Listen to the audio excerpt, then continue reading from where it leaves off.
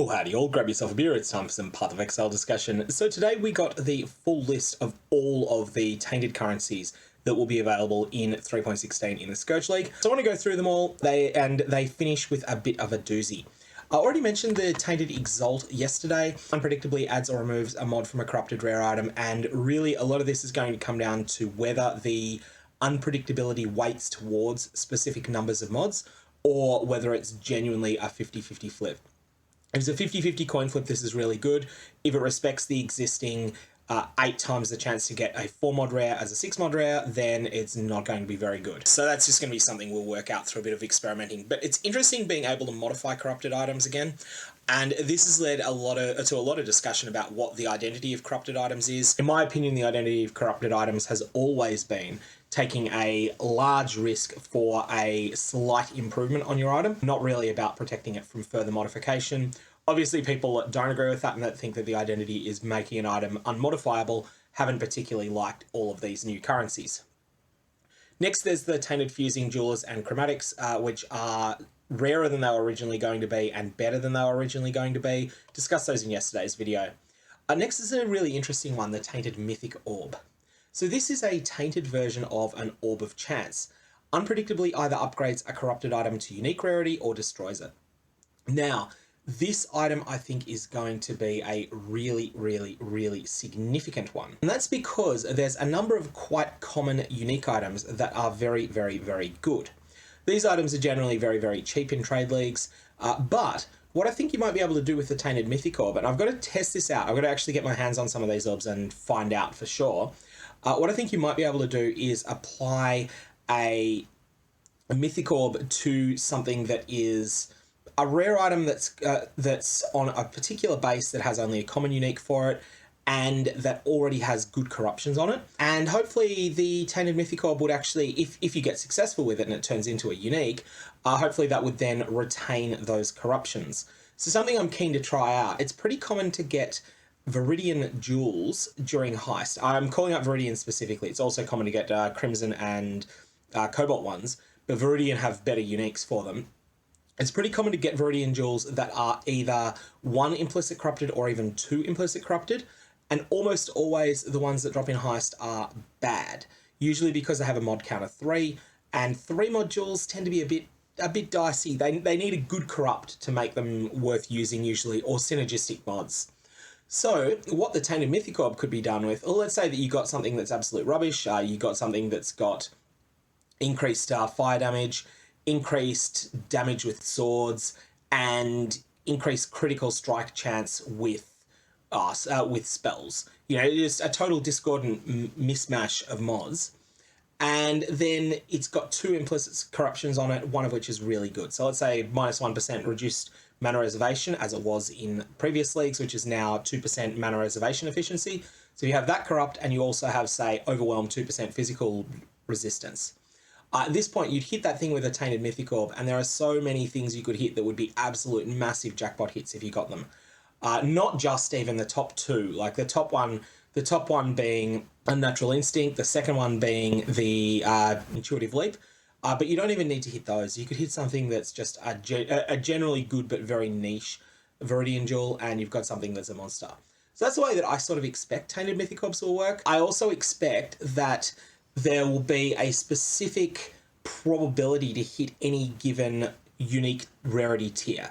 So it might be something like your 1% to hit to get a unique if you use a Tainted Mythic Orb on something that can only become a tier 1 unique. If it's got a tier 2 in the pool, it might be 3% to hit the tier 2, 9% to hit the tier 3, 27% to hit the tier 4, 81% to hit a tier 5 or something like that. And so if an item has 2 different items it could merge into, let's say a cold and lightning themed 2-stone ring that was corrupted, so that can hit Call of the Brotherhood, which is a tier 2 rarity unique, and it can hit the tier 4 version, which is Beric's Grip, I think. It's one of the Beric rings. If you were to apply a Tainted Mythic Orb, I would expect you'd be 9 times as likely to get a Beric's Grip as you would be to get a Call of the Brotherhood. But that said, this is all my speculation on how this thing works. So there's entirely different possibilities. It could just be that it's really ridiculous. Next, we have the Tainted Quality Items, these are interesting in that they randomize the quality of a corrupted item. So this is just a different take on the Blacksmith's Whetstone and Armorer's Scrap, and it's just good to have this as an option right at the end. Kind of curious to see, because it says the maximum quality is 20%, curious to see whether this functions like Armorer's Whetstone, Armorer's Scraps and Blacksmith Whetstones. I always call them Armorer's Whetstones. And you know, that you can only go to 20% with them as per that, or whether it allows exceptional quality sometimes, like a Perfect Fossil does. We'll have to find that out through experimentation. Tainted Chaos Orb is next, and I like the titles that they've given these spoilers. You won't find this, but you could. Unpredictably either reforges a corrupted rare item with new random mods, or removes all of its modifiers. So I don't really see this as being all that big a deal. Like, if it does remove all of its modifiers, I feel like, oh no, that would make it no longer rare, which would mean that you can no longer apply Tainted Chaos Orbs to it. So these are meaningfully worse than a Chaos Orb, except obviously for the fact that they've got the extra utility of being able to be used on a corrupted item. These will be another thing like the Tainted Mythic Orb that could be used on corrupted jewels that you get that have bad explicit mods, and Heist drops a lot of those. So that's probably where it's going to be. Ritual does as well. Actually, Ritual drops a lot of corrupted jewels with, and you know, you can find ones that have got good implicits on them.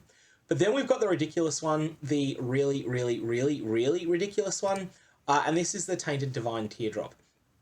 And the teaser name is simply, probably won't be adding a non-tainted version of this orb, to be honest. This is something that feels like it's fairly game-breaking, except for the fact that it can't be used in conjunction with some of the most deterministic methods of crafting in the game. So this feels like it's a much more RNG-oriented version of things like Harvest, in that it enables the possibility for really, really ridiculous lucky rolls. But when it does work, it's going to end up creating things that are monsters like what was able to be made during the Harvest era. I think that there's going to be some truly, truly bonkers items produced with these. These are going to be very rare, I think, like really, really, really rare and really, really valuable.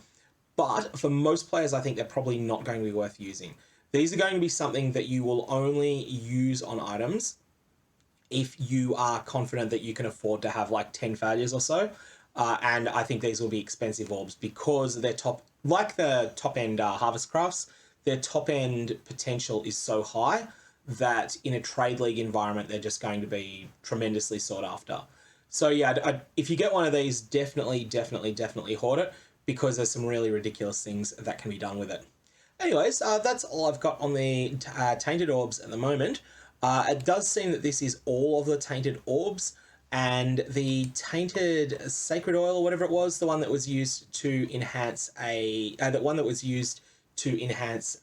Labyrinth enchant, is not mentioned here, but I believe it's still part of the game. I just think it was missed when they said that there were going to be 9 different options, and it is not going to come from Scourge content. That's the Tainted Blessing. That's going to come from somewhere else in the game, I believe. That's been mentioned over on the Path of Exile subreddit. All right, have a good one, and I will see you around. May your Varlobs have interesting results.